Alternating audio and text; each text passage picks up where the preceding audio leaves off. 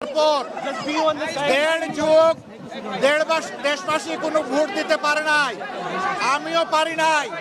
2014 সাল, 18 সাল, 24 সাল জেলেই ছিলাম, ভোট দেওয়ার সুযোগ হয় নাই। এই তিনটা ভোট হারানোর পরে আজকে আলহামদুলিল্লাহ আল্লাহ তাআলা আমাদেরকে ভোট দেওয়ার সুযোগ দিয়েছেন। আমি মহান রব্বুল আলমিনের শুকরিয়া আদায় করি। আল্লাহ তাআলা এই ভোটের মাধ্যমে বাংলাদেশে একটা নতুন অধ্যায়ের সূচনা করে দিন, সেটা দোয়া করি। আমি বিশ্বাস করি শুধু আমি না, বিশেষ করে যুব সমাজ যারা জীবনে একটা ভোটও দিতে পারে নাই, আজকের এই ভোটটার জন্য তারা বড় অপেক্ষায় ছিল।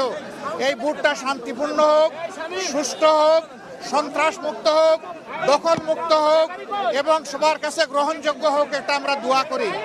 এই ভোটের মাধ্যমে আগামীতে এমন সরকার গঠিত হোক যেই সরকার কোনো ব্যক্তি, পরিবার, দলের হবে না, বরঞ্চ যে সরকার হবে 18 কোটি মানুষের, জনগণের সরকার।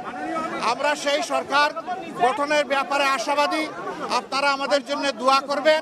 আজকে এই ভোট দিয়ে আমরা এখান থেকে শুরু করলাম, পরবর্তী পর্যায়ে অন্যান্য কেন্দ্রেও যাব, একটু দেখব।